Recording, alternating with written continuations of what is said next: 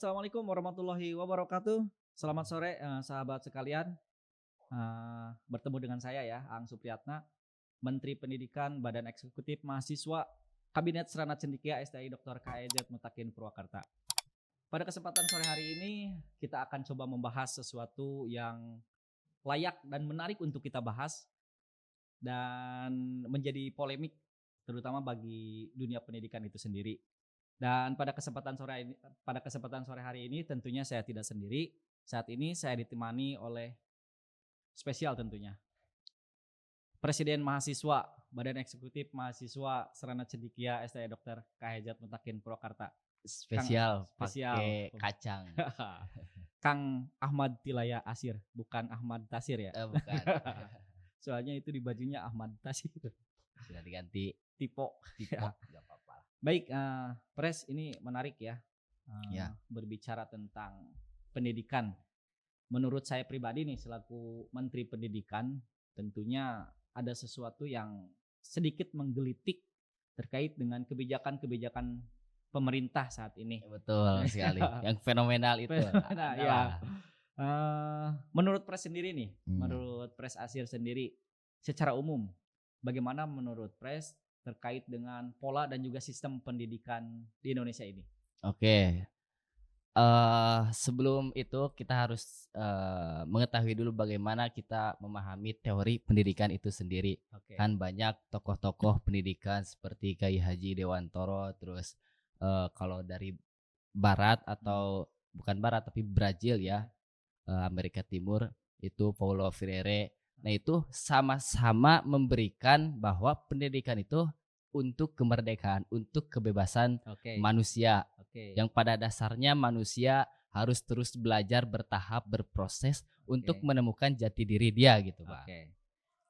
Nah, berarti bahwa pola pendidikan di Indonesia itu harus mengedepankan integritas pendidik, integritas yang memberikan sistem pendidikan untuk memberikan kebebasan kepada si murid. Oke. Gitu.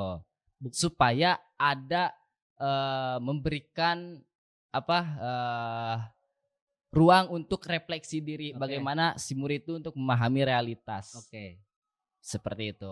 Tapi kalau misalkan lihat realitasnya lagi ya, Betul. dengan pola dan sistem pendidikan yang diterapkan di Indonesia ini, mungkin secara kurikulum sudah bagus ya, kemarin kurikulum merdeka judulnya, tapi dalam realitasnya justru bukan tidak menerapkan gitu konsep-konsep kemerdekaan tersebut.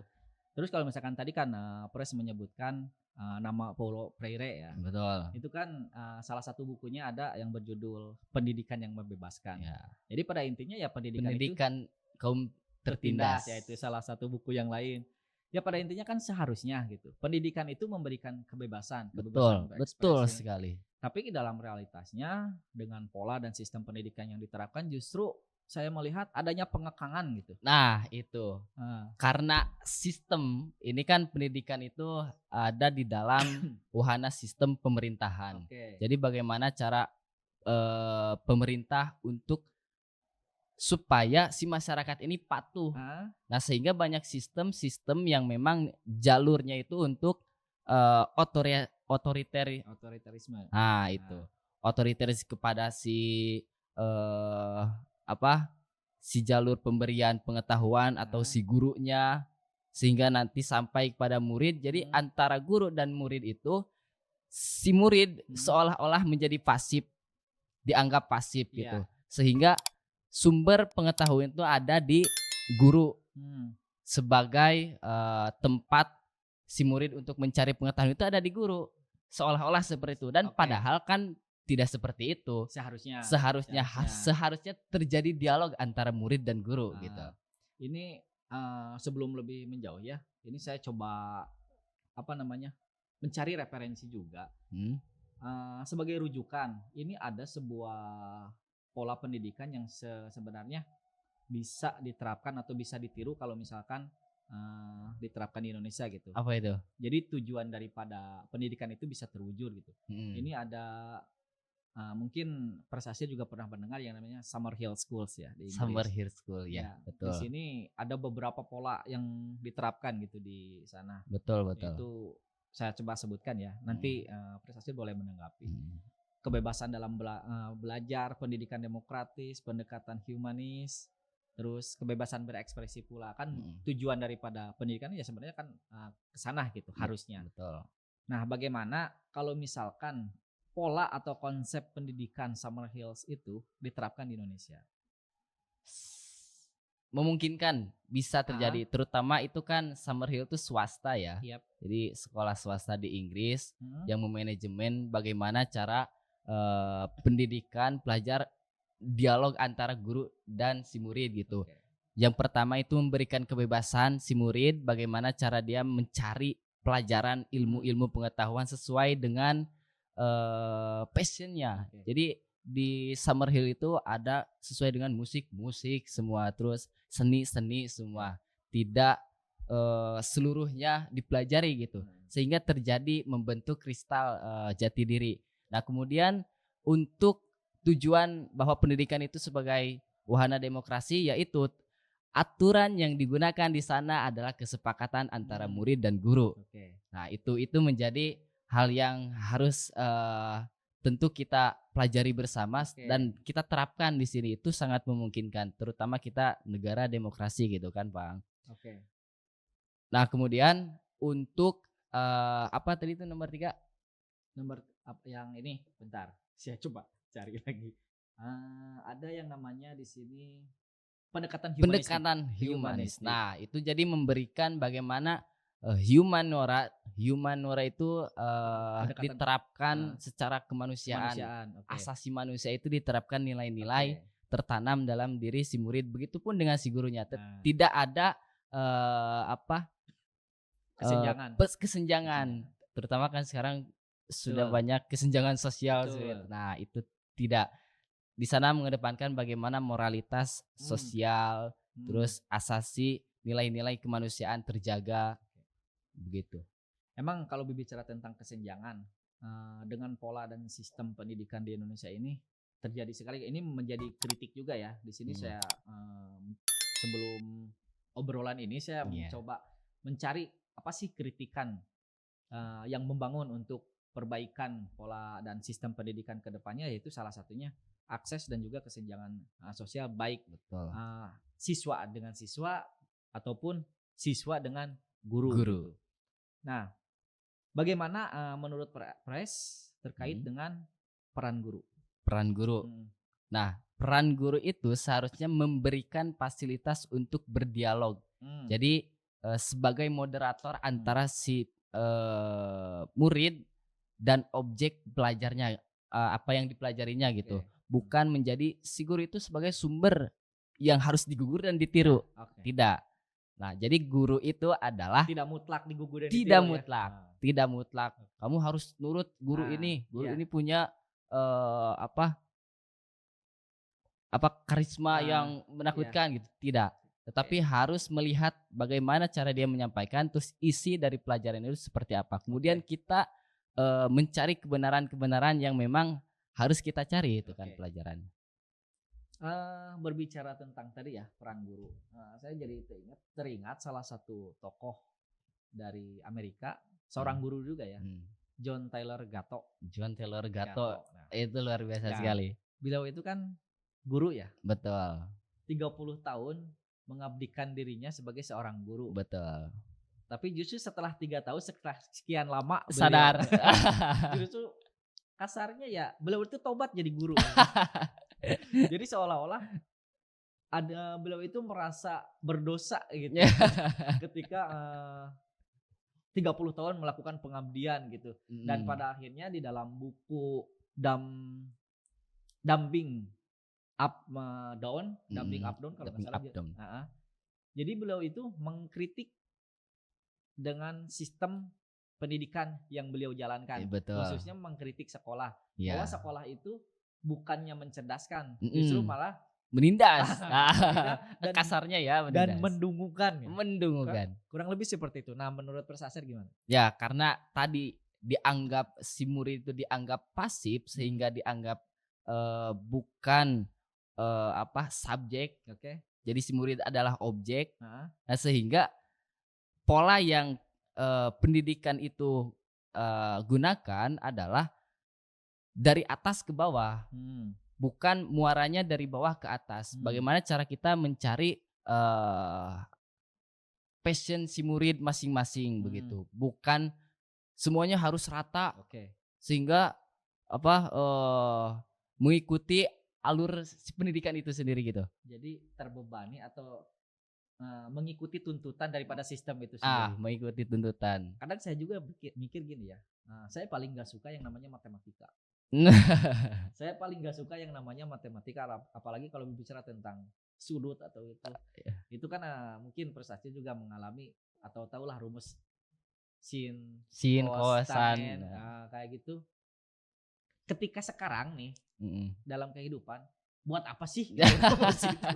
Tapi pada saat di sekolah saya dipaksakan untuk paham itu, tapi dalam untuk menjalani realitasnya dalam kehidupan buat apa gitu. Ini menjadi kritik kita bersama.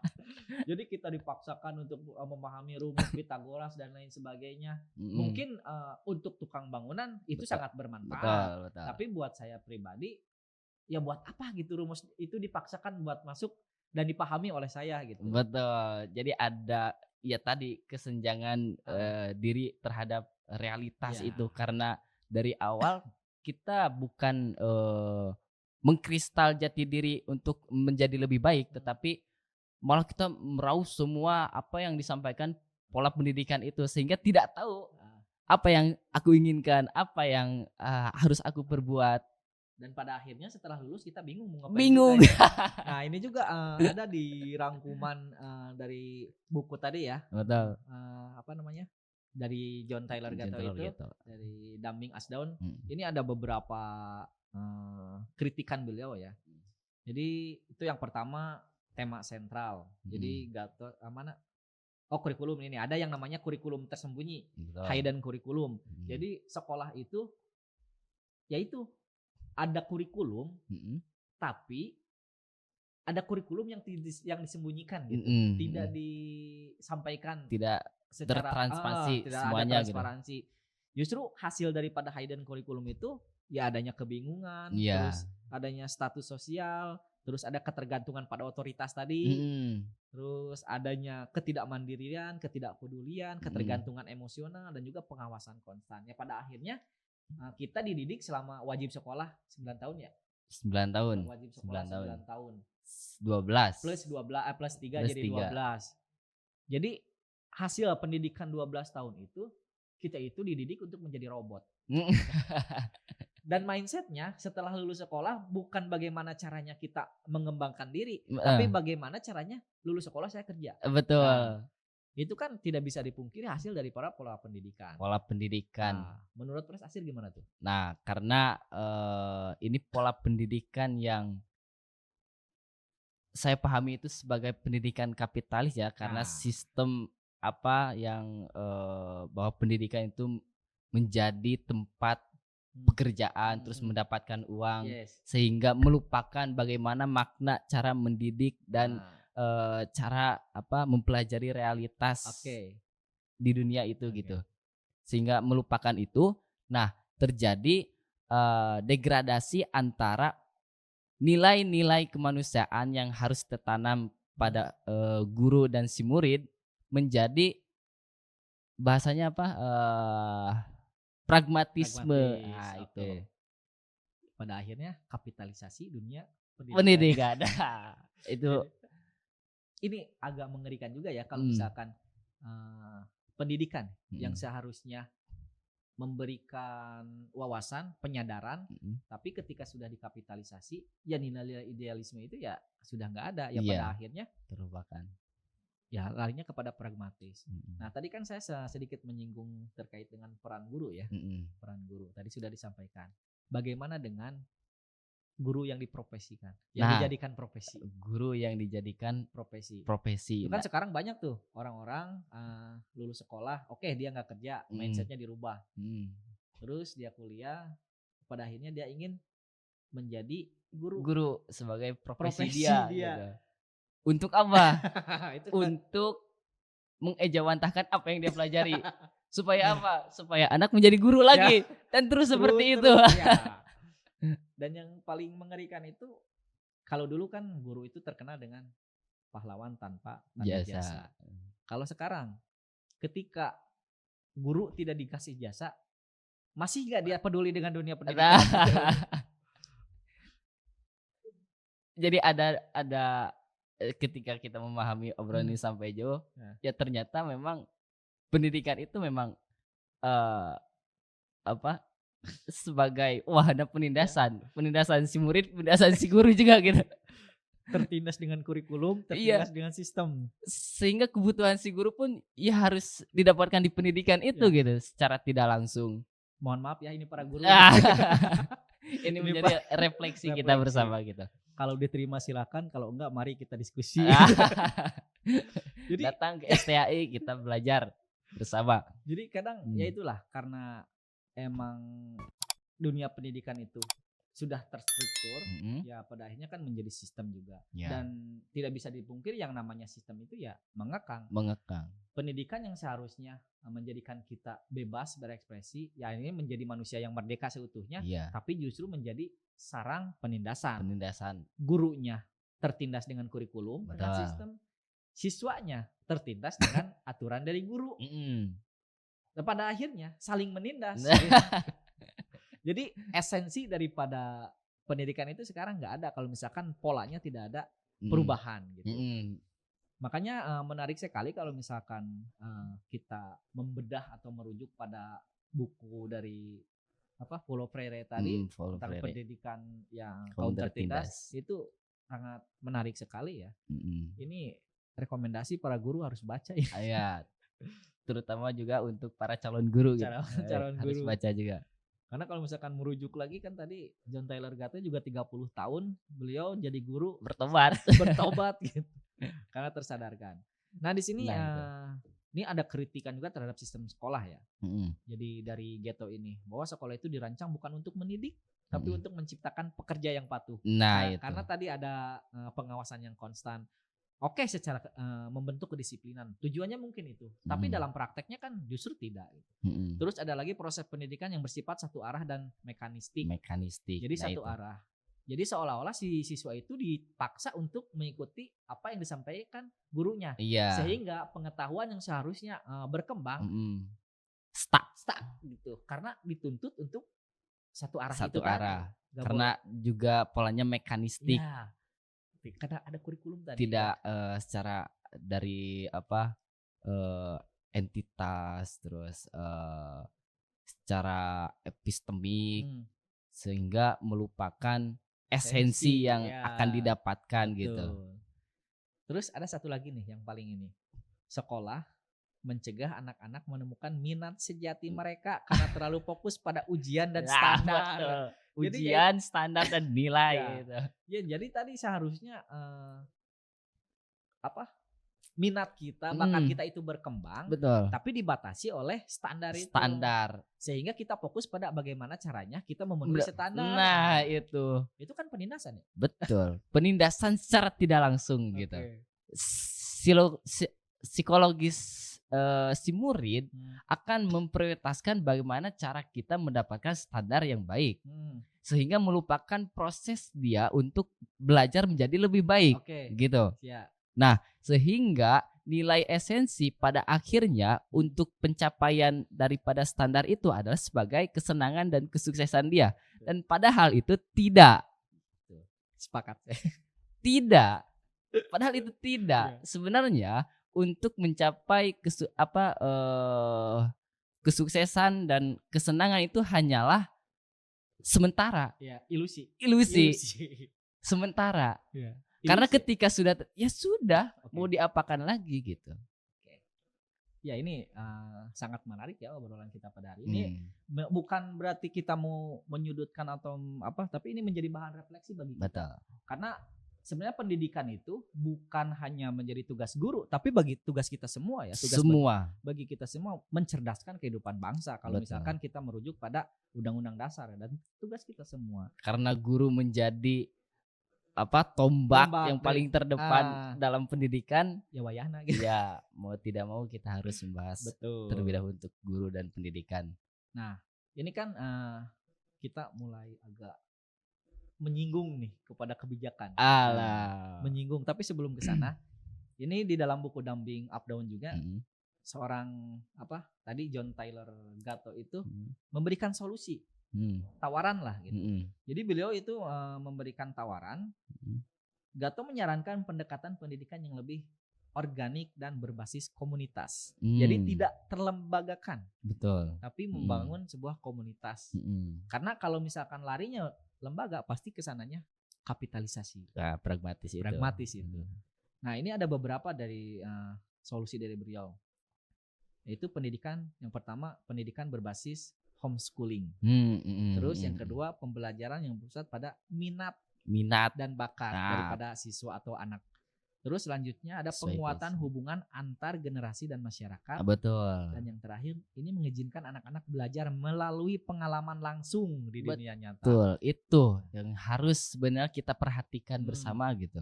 Jadi bukan lingkungan wahana untuk menjadi lebih baik itu di sekolah atau dalam sistem pendidikan, tetapi bagaimana cara kita beraktivitas dalam masyarakat. Nah itu. Jadi ada hubungan langsung. Ya? Hubungan langsung. Emang tanpa disadari ya, ketika kita terus berfokus di sekolah, hubungan kita dengan masyarakat malah terjadi gap. Ada jarak. Terjadi gap. Betul. Apalagi sekarang kan di beberapa sekolah itu diberlakukan full day. Jadi full day. Dari hubungan pagi dengan masyarakatnya, ditinggalkan. Kan kacau kan. Betul. Bahkan yang paling miris, peran orang tua nggak ada. Itu. Di situ peran orang tua jadi nggak ada. Karena apa? Orang tua pure menyerahkan pendidikannya kepada sekolah. Sementara tugas orang tua juga bukan hanya sebatas ngasih cari kerja, ngasih makan, tapi mendidik dan juga membina. Itu peran orang tua nggak ada. Nah itu kalau dalam teorinya Ki Hajar Dewantara itu yang pertama pendidikan itu keluarga. Jadi di sana awal bagaimana cara kita memberikan didikan kepada anak, jangan kebalik gitu. Ya. Jadi seolah-olah sekolah adalah laboratorium dalam laboratorium untuk menjadikan si anak itu menemukan jati diri, tetapi seharusnya itu di keluarga. Betul. Dalam keluargaan itu sendiri gitu. Dan ini sedikit sharing juga ya pengalaman. Ini mulai ke menyinggung terhadap dengan kebijakan. Sekarang kan ada kebijakan daripada mohon maaf nih Gubernur Jawa Barat, Bapak Aing. Bapak Aing. Terkait dengan barakisasi. Benar. Yang ditujukan kepada katanya pelajar bangor, kenakalan remaja. Padahal kalau misalkan kita berbicara tentang kenakalan remaja, sebenarnya kita pernah mengalami fase itu dan semua orang pasti akan mengalami fase tersebut. Tinggal kan bagaimana peran daripada orang tua. Betul. Dan juga guru di sini kalau misalkan tadi pakai pola sistem pendidikan di Indonesia berarti sekolah di situ kan.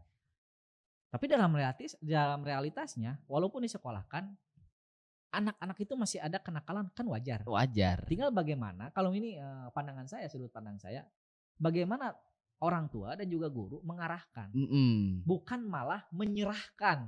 Itu. Kalau sekarang kan menyerahkan. Menyerahkan ke siapa? Ya itu. Ada. Diserahkan ke barak. Betul. Jadi kan ada gimana ya? Jadi seolah-olah guru dan orang tua itu lepas tanggung jawab. Gitu. Jadi hayang jongjon sorangan jadi kolot gitu. Nah itu gimana Pres? Mungkin karena orang tua sudah bingung, terus si guru juga sudah bingung bagaimana cara mendidik si murid yang bangor tadi, bagaimana cara menghilangkan kenakalan remaja itu tidak akan menghilangkan dari akar. Sebenarnya yang harus diperhatikan adalah bagaimana cara kolaborasi antara keluarga, antara orang tua dan pihak sekolah, lembaga. Memberikan fasilitas yang baik, memberikan inisiasi untuk si remaja itu kemana sih arah passionnya gitu. Harusnya memahami ke arah sana. Harusnya memahami. Nah makanya saya juga sebelum melakukan obrolan diskusi ini, sobat cari-cari itu bahwa ada satu kelemahan yang saat ini tidak disadari oleh orang tua dan juga guru, yaitu komunikasi empatik. Nah, komunikasi empatik. Jadi orang tua itu tidak bisa memahami bagaimana perasaan anaknya. Guru juga tidak bisa memahami bagaimana perasaan jelas siswanya. Karena siswa banyak. Itu menjadi itu emang menjadi itu ya. Jadi berarti solusi dari itu bisa homeschooling. Oke. Homeschooling lebih efektif. Memang. Seharusnya. Iya. Sampai saat ini ya untuk menemukan bagaimana memperbaiki pendidikan homeschooling. Saya sempat berpikiran karena saya melihat anak saya pribadi gitu, anak saya sendiri seolah-olah menjadi korban sistem pendidikan. Berangkat sekolah ngeluh, pulang sekolah ngeluh gitu. Jadi seolah-olah ada tekanan gitu. Makanya saya sempat berpikiran tuh anak-anak saya nih, didengar sih, anak saya sampai mau diberhentiin dari sekolahnya. Bukan karena nggak sayang, justru karena kasihan dia dapat tekanan. Jadi lihat secara empirik sudah ada bukti ya. Makanya ketika berbicara tentang pendidikan, walaupun basic saya bukan orang pendidikan, tapi saya merasakan dampaknya. Gitu. Tapi Menteri Pendidikan kan. Ya, makanya saya sangat tertarik. Gitu. Makanya saya rekrut. Lanjut Pres nih ya, terkait dengan barakisasi. Barakisasi tadi, bagaimana pendapat Pres? Oke, ini latar belakang ya daripada barakisasi itu adalah untuk mencegah karena maraknya tawuran, kenakalan remaja. Jadi pemerintah khususnya di Jawa Barat ini untuk menghilangkan atau mencegah tawuran, terus pelanggaran disiplin berat karena merokok, mabuk-mabukan, bullying, bolos dan sebagainya. Terus keterlibatan dalam geng motor, emang meresahkan. Terus apakah dengan mengirimkan si remaja yang bangun ini ke barak akan menjadi lebih baik? Belum tentu. Betul. Karena bukan di situ muara persoalannya. Justru malah saya mempertanyakan peran orang tua kemana? Nah itu. Ini ada beberapa ya kemungkinan. Saya yakin pemerintah itu punya tujuan positif. Betul, jelas. Saya percaya dengan diadakannya program tersebut pasti tujuannya ingin memperbaiki sistem pendidikan. Tapi kita juga jangan mengesampingkan dampak negatifnya dan itu belum terjadi dan belum terlihat. Itu akan terjadi ketika kita menganalisa terlebih dahulu dan kita sesuaikan. Nanti realitasnya seperti apa setelah proses. Di sini ada beberapa kemungkinan dampak negatif daripada program daripada barakisasi atau militerisasi. Mungkin yang akan terjadi nanti penghilangan ruang kritis dan juga berdemokratis. Karena kita tahu yang namanya militerisasi itu kita dibatasi untuk kritis. Dan ini menjadi kekhawatiran gitu nantinya ruang kritis kita sebagai siswa yang seharusnya berkembang malah dibatasi. Terus yang kedua, adanya trauma dan juga kekerasan. Kita tahu yang namanya militer pastilah keras lah gitu. Betul. Walaupun ya kita nggak tahu proses di dalam seperti apa. Tapi ini kan kekhawatiran, kemungkinan dampak negatif.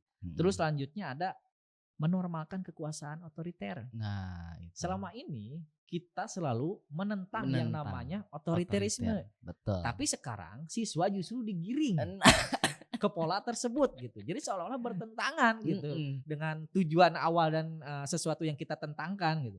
Terus selanjutnya ada juga minimnya ruang kreativitas. Jadi fokus pada ketaatan dan keseragaman itu bisa mematikan kreativitas dan juga kebebasan berekspresi daripada siswa. Betul. Karena terbentur dengan aturan nanti. Iya. Nah ini gimana nih Pres untuk menyikapi dampak-dampak yang mungkin akan terjadi? Nah ini kan si remaja yang nakal ini di barak itu kan pada poinnya yang pertama itu untuk pembinaan disiplin fisik jelas karena di militer. Nah jadi bahasa kasarnya itu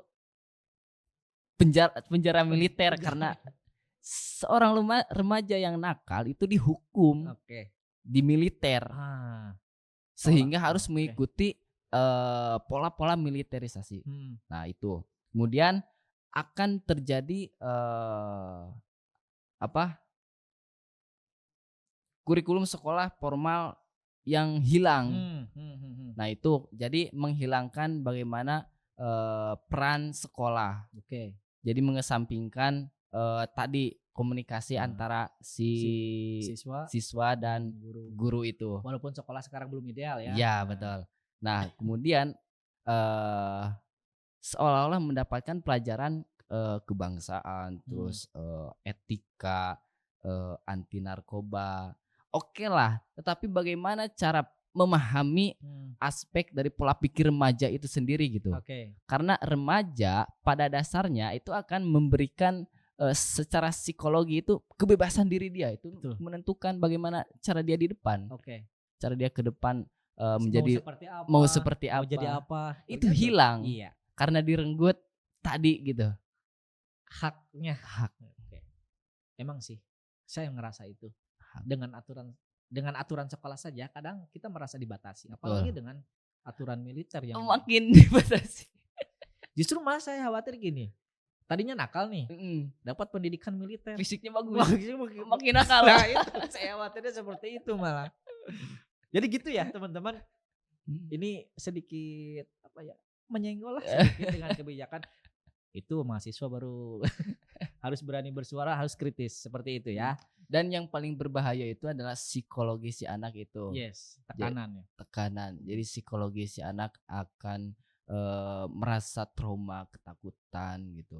Sehingga terbatasi bagaimana berpikir secara universal untuk kreativitas diri dia sendiri gitu. Betul. Mungkin ini menjadi pertanyaan terakhir untuk didiskusikan. Ini kan kita kritik ya dari tadi ya. Kadang orang-orang ngomong, ente bisa ngeritik kungkul solusina atuh. Nah, di sini saya ingin menanyakan, kira-kira Pres sendiri punya nggak solusi yang bisa ditawarkan? Mungkin kedepannya kita gagasan-gagasan kita sampaikan kepada pihak-pihak yang berwenang, yang memiliki wewenang. Nah, kira-kira apa Pres untuk solusi ini? Gini ya, itu kenakalan remaja itu adalah persoalan psikologis. Kenapa kita tidak datang kepada psikiater, psikologer, psikolog. Nah, itu kan lebih efektif. Bukan langsung dihukum di penjara di barak mengikuti kegiatan kedisiplinan si tentara, tapi bagaimana cara memahami pola pikir remaja itu sendiri, yaitu ya psikolog. Kita harus memahami karakter tuh. Kenapa dia bisa nakal? Barangkali pola pendidikan dari orang tuanya yang salah. Bisa jadi karena sering orang tuanya melihat berantem, jadi broken home atau seperti apa. Itu kan ada faktor-faktor gitu yang menjadikan seseorang itu kehilangan jati diri gitu. Itu kan tidak bisa dipungkiri ya, kita itu memiliki jiwa berontak gitu ketika bertentangan dengan hati nurani. Bisa jadi kenakalan itu muncul karena ada sesuatu yang bertentangan dengan hati nurani itu sendiri. Itu. Nah, itu yang harus jadi catatan juga ini untuk para guru. Makanya kebetulan saya jurusan komunikasi ya. Komunikasi empatik mungkin itu salah satu yang harus dikuasai juga. Terus ini saya sempat berdiskusi dengan salah seorang tokoh juga. Sebenarnya ada atau sempat diterapkan pola pendidikan yang sesuai. Sesuai dalam artian sesuai dengan tujuan daripada pendidikan. Yaitu pondok pesantren. Dulu, bukan sekarang. Pondok pesantren dulu ya. Betul. Kandelan dulu, pondok pesantren dulu. Bukan sekarang. Karena dulu itu ini dengar cerita dari guru juga. Berangkat ke pesantren itu berdasarkan atas keinginan, bukan daripada paksaan. Itu. Terus sistem dan pola pendidikannya juga, kedisiplinannya dibangun, moralitasnya dibangun. Terus apa lagi yang menjadi? Ya intinya dengan sistem atau pola pendidikan pondok yang diterapkan pondok pesantren pada saat itu dulu ampuh gitu untuk membentuk karakter daripada siswa atau santri. Karena tadi pola pesantren dulu itu terjadi komunikasi empatik tadi itu antara si orang tua dan nah si yang menyerahkan itu kan secara sukarela gitu. Anak mau sekolah secara sukarela, mencari ilmu, mencari pelajaran untuk menjadi lebih baik gitu. dengan mempelajari agama. Nah, Membentuk moralitas. Jadi mungkin seharusnya pola pendidikan itu yang pertama adalah penyadaran mungkin. Penyadaran. Bahwa kalau misalkan kita merujuk pada statement dari Francis Bacon, knowledge is power. Ya. Bahwa pengetahuan atau pendidikan itu adalah kekuatan. Nah, sekarang kalau misalkan pola dan sistem pendidikan tidak membentuk kekuatan, mau jadi apa nanti? Itu menjadi kekhawatiran. Padahal pemerintah sudah mencanangkan Indonesia Emas 2045. Kalau misalkan pola pendidikannya seperti ini, cemas. Saya merasakan kecemasan dari sekarang gitu. Ada statement closing statement? Oke, ini bagian daripada reflektif untuk kita bersama gitu. Bagaimana cara kita memahami realitas sosial dan menjaga moralitas antara nilai-nilai kemanusiaan di masyarakat. Nah, ini yang harus kita kedepankan terlebih dahulu. Bukan antara kepentingan ego, bagaimana cara mendapatkan kesenangan sosial bahkan. Itu kan yang menjadi problematik pada saat ini. Jadi kita ikuti saja apa yang sesuai dengan hati nurani kita. Betul. Bagaimana cara kita berjalan hidup dengan bahagia itu. Ingat bahwa kita diciptakan sebagai makhluk yang merdeka, maka pertahankan kemerdekaan itu. Betul. Oke, mungkin cukup ya, untuk diskusi kita pada sore hari ini. Luar biasa sekali. Lumayan ini 40 menit. Oh iya. Gak kerasa ya. Ini sekali lagi ini bukan untuk menyindir siapapun, tapi ini menjadi bagian refleksi bagi kita. Betul. Supaya kita peduli terhadap isu-isu apapun. Gitu. Betul. Ya, kebetulan untuk isu yang diangkat pada sore hari ini adalah isu daripada pendidikan yang membuat saya resah sebenarnya. Jadi untuk para guru mohon maaf bukan menyinggung mau apa, tapi ini menjadi bahan refleksi bagi kita semua. Betul. Oke. Kita akhiri saja. Ya. Terima kasih Pres. Ya. Oke, kita tutup saja obrolan kita pada sore ini dengan ucapan alhamdulillahirobbilalamin. Selanjutnya saya tutup. Assalamualaikum warahmatullahi wabarakatuh. Ini. Salam akal sehat.